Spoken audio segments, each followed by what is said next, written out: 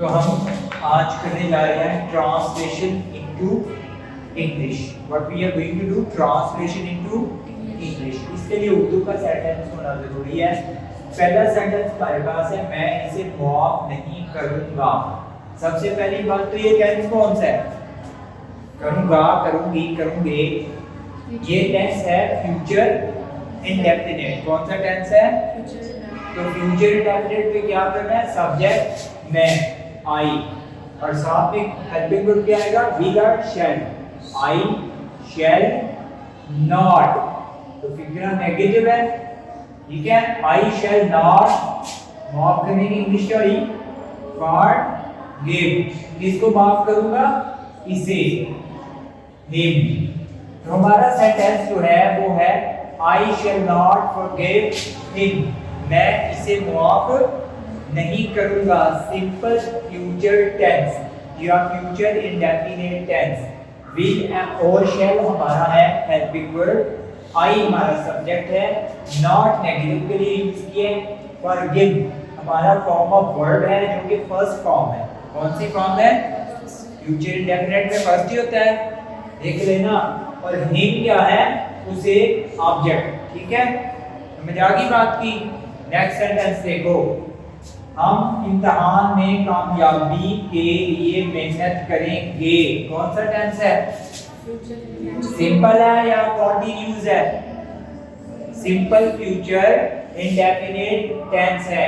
हम subject we के साथ आल्सो शैल, वी शैल, हाँ जी, कामयाबी के लिए मेहनत करना, वी शैल वर्क हार्ड। हम मेहनत करेंगे, वी शैल वर्क हार्ड। मेहनत करने की इंग्लिश फॉर, इसके लिए हमारा ऑब्जेक्ट क्या है? For success. हम कामयाबी के लिए, वी शैल, हम करेंगे वर्क हार्ड, मेहनत, फॉर के लिए, सक्सेस कामयाबी। बात की समझ आ गई पूरे तरीके से? वी हमारा सब्जेक्ट है, हम शैल क्या है? करेंगे, हेल्पिंग वर्ब, और वर्क हार्ड क्या है? मेहनत करना, मेहनत की इंग्लिश। समझ आ गई? फॉर के लिए, किसके लिए? कामयाबी। बात की समझ आ गई? वर्ड टू वर्ड भी मैंने बता दिया है, टेंस वाइज भी बता दिया है कि we shall work hard as a future indefinite tense, ठीक है। नेक्स्ट सेंटेंस में चलें, मजदूरों ने जुलूस निकाला। कौन सा टेंस है जी? मजदूरों ने जुलूस निकाला। अलिफ छोटी है, बड़ी है, फिक्रे के एंड पे आए। कौन सा टेंस है? Past indefinite tense. समझ नहीं आ रही? आ रही है? मुझसे पूछ लेना। पास्ट इंडेफिनिट टेंस पहचान के अकॉर्डिंगली अलिफ छोटी है, बड़ी है, फिक्रे के एंड पे आ जाए तो क्या होता है? निकाला, अलिफ है, देख लो ध्यान से। मजदूर की इंग्लिश क्या होगी जी? Labours, LABOURS, labours. हाँ जी, क्या किया? जुलूस निकाला। जुलूस निकालने की इंग्लिश क्या होगी जी? Put out, put out, put out, जुलूस का निकालना, ठीक है। जुलूस की इंग्लिश क्या होगी?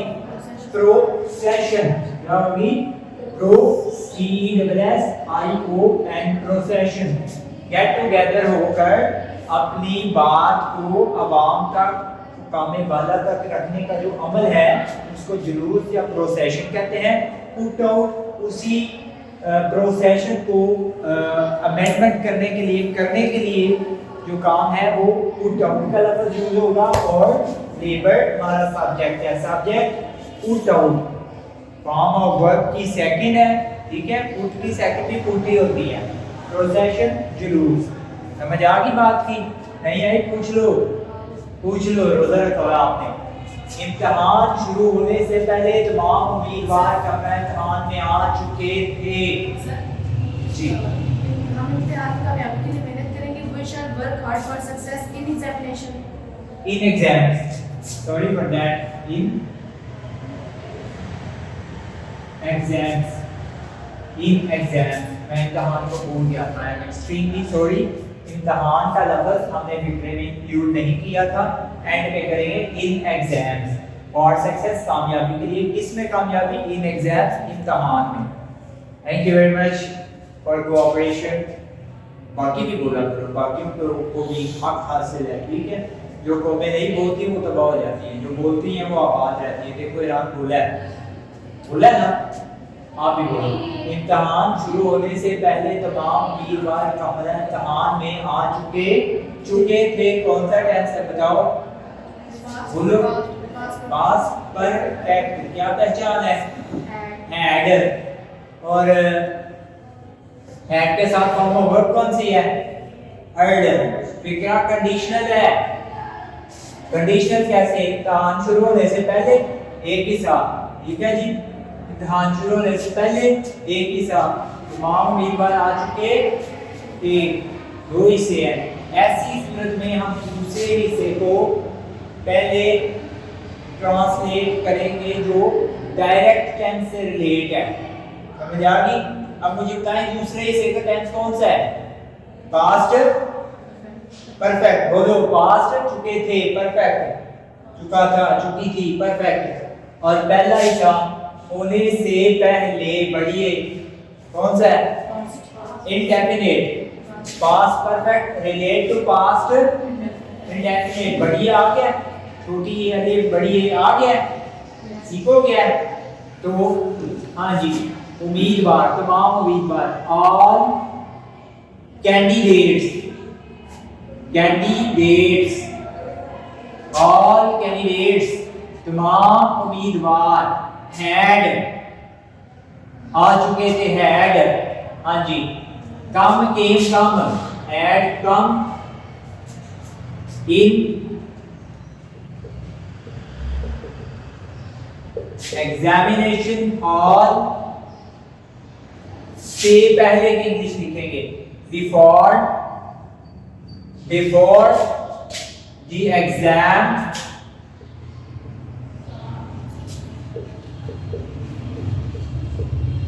started. Before the exam started, all candidates had come आ चुके थे in examination hall. All candidates had come in examination hall. तमाम उम्मीदवार कमरा इम्तिहान में आ चुके थे। Before पहले the exam started, इम्तिहान के शुरू होने से। Understood? पहला हिस्सा past, दूसरा हिस्सा पास्ट जी। पास्ट परफेक्ट का ताल्लुक होना ही पास्ट इंडेफिनिट से है। Is that okay? Next sentence में चलेगी। बच्चे शरारतें नहीं कर रहे हैं। कौन सा टेंस आ गया? Present continuous tense. Children is am are का इस्तेमाल करेंगे हम। चिल्ड्रन आर, बच्चे ज्यादा हैं। चिल्ड्रन आर नॉट, क्या कर रहे हैं? शरारतें। मेकिंग मिसचीव्स,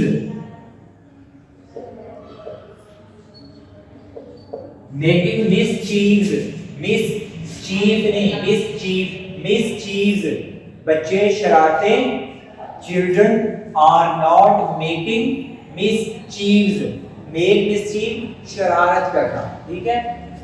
मिसचीव लफ्ज मैस से निकला है। मैस का मतलब होता है शोर वगैरह डालना, गंद डालना, तंग करना, एक्सेट्रा। ठीक हो गया। नेक्स्ट, हमने आपका इंतजार किया। कौन सा टेंस आ गया? एंड में एलिफ आया है, पास्ट इंडेफिनिट। वी जी क्या करेंगे? इंतजार करेंगे। English waited. We waited for you, हमने आपका इंतजार किया। We subject waited, second form of verb, for you object, हमने आपका इंतजार किया। For you का मतलब आपके लिए भी होता है और आपका भी होता है। किसी का इंतजार करना ना तो फॉर्म ऑफ के लिए लगाएंगे। समझ आ गई बात की? for का प्रेप इस्तेमाल करेंगे और ये रिप्रेजेंट करता है आपका या आपके लिए, ठीक है। नेक्स्ट, माहीगीर सोमवार से मछलियां नहीं पकड़ रहे थे। कौन सा टेंस है? Past continuous. माहीगीर को क्या कहना है जी? Fisherman. फिशर मैन होगा, फिशर मैन होगा, फिशर मैन होगा। क्यों होगा मैन? मैन की प्लूरल क्या होती है? मैन होती है। माहीगीर ज्यादा है, फिशर मैन क्या कर रहे हैं? सोमवार से मछलियां पकड़ रहे थे। पहले बताना टेंस कौन सा है? Past perfect continuous tense. शाबाश। क्या लगाना है यहाँ पे? Has been, had been. शाबाश। अच्छा, बताने की बात यह है कि कंटिन्यू तो है ही है, साथ में परफेक्ट है, परफेक्ट कंटिन्यूअस है, लेकिन कौन सा? प्रेजेंट का, पास्ट का? थे बता रहा है, पास्ट का रहे बता रहा है, कंटिन्यूअस है। सोमवार से बता रहा है, परफेक्ट कंटिन्यूअस। बात की समझ आ गई है? concept has been cleared, has been cleared, ठीक है? Fisherman had been, क्या लिखना चाहिए मुझे आगे? Had been catching the fish, catching the fish since Monday। Ji. Had not been, मछलियां नहीं पकड़ रहे। Oh, so sad. Had not been. Had negative sentence है। Very good. Thank you. माही सवार से मछलियां नहीं पकड़ रहे थे। Fisherman had not been. Had not been. Not का इस्तेमाल actual helping verb के बिल्कुल साथ करते हैं। साथ में कोई addition हो या ना हो। Actual helping verb क्या होते हैं? इसे हमारे बहुत बार has, have, had, etc. ठीक है? Had not been catching रहे बता रहा है। The fish की प्लूरल ही fish की होती है। Since कब से? Monday। Understood? Next and last, Amjad इनाम हासिल कर चुका है। चुका है कौन सा सेंटेंस? Present perfect. प्रेजेंट चुका है, ठीक है? Amjad subject AMJAD Amjad. क्या लिखा जाएगा हेल्पिंग में हमारे पास? प्रेजेंट परफेक्ट का अमजद हैज, अमजद सिंगुलर है तो हैज, अगर प्लूरल होता तो हैव। अमजद हैव, हाँ जी, हासिल करने की English gotten, get got, gotten. Amjad has gotten the prize, Amjad has gotten the prize. Amjad इनाम हासिल कर चुका है। Amjad has gotten. अच्छा ये बताओ, गेट, गॉट, गॉटन आएगा या अचीव्ड आएगा? क्या लफ्ज, कौन सा वर्ड एप्रोप्रिएट होगा? गेट या अचीव? अचीव लिखें तो जरा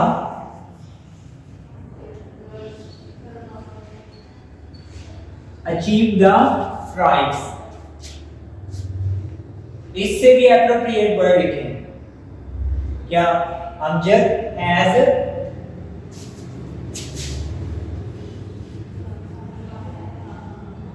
won the prize, WON, Amjad has won the prize।